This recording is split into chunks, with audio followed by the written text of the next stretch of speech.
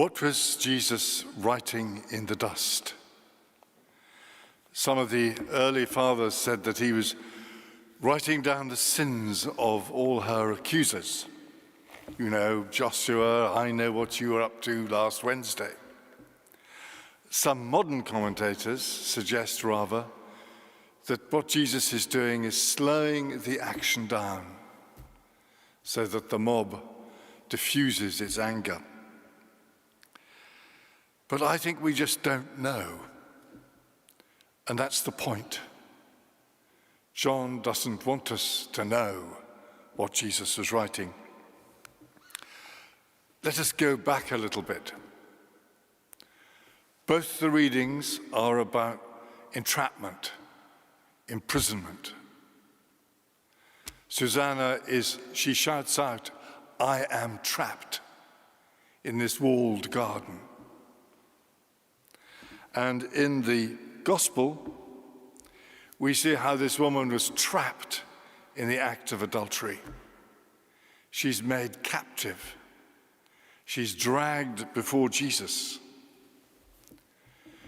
And she's just really the cheese in the mousetrap, trying to trap Jesus himself.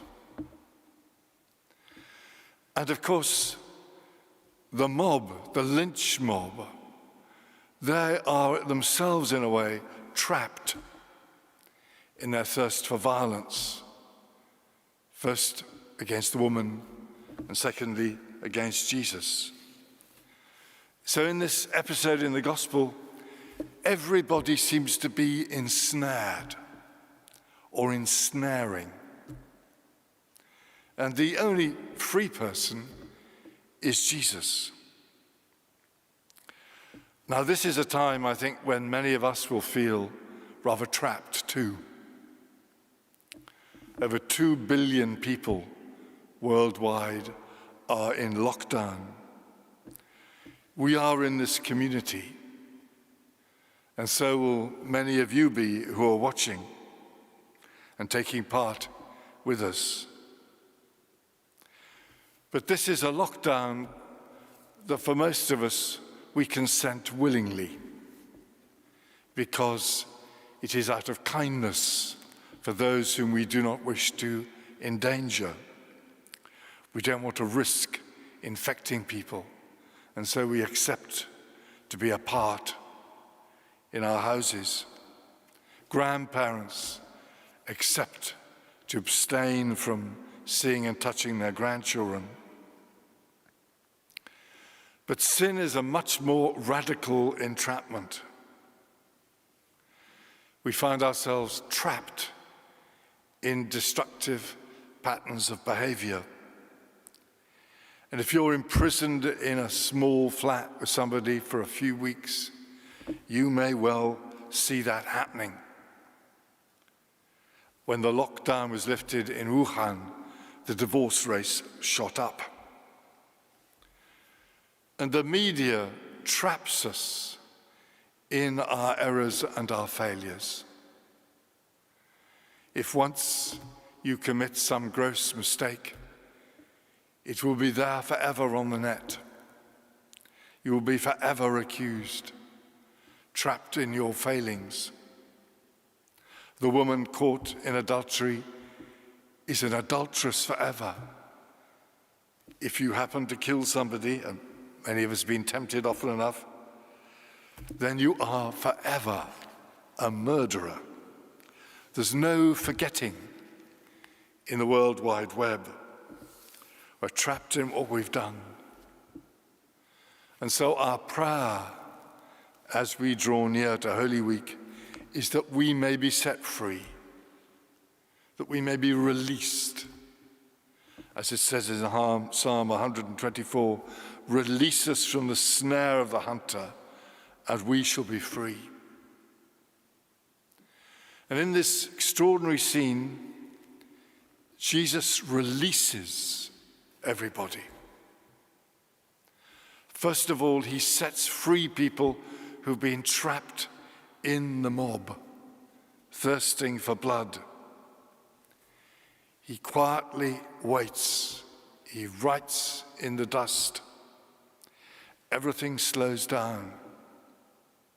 He invites each person to take their personal responsibility to assume their own life. Whichever of you is without sin, cast the first stone. Presumably, Our Lady was not around. So he liberates each person from that intoxication of violence. Why beginning with the elders, you might ask? G.K. Chesterton said, "Children are innocent and love justice, while most of us are wicked and prefer mercy." And then there's the woman. Right until the end, she never says anything. She isn't really recognized as a person. She's just an object to trap Jesus.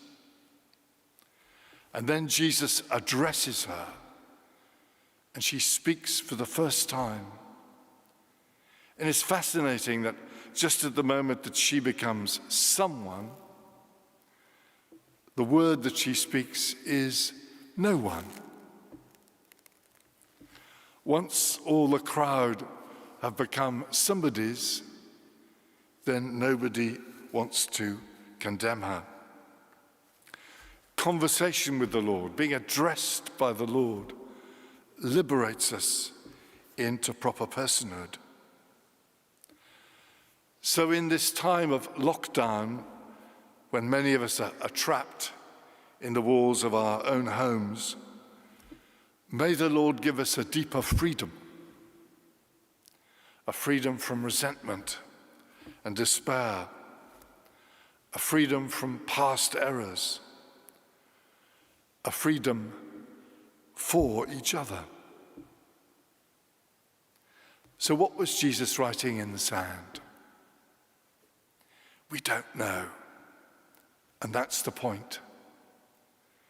I think he was probably writing down his verdict, his judgment on each person. And none of us know what that is on another person. We can only know that it is more merciful, more generous than we can ever imagine. As St. John, the author of today's Gospel, said in his first letter, "Your heart may condemn you, but God is greater than your heart."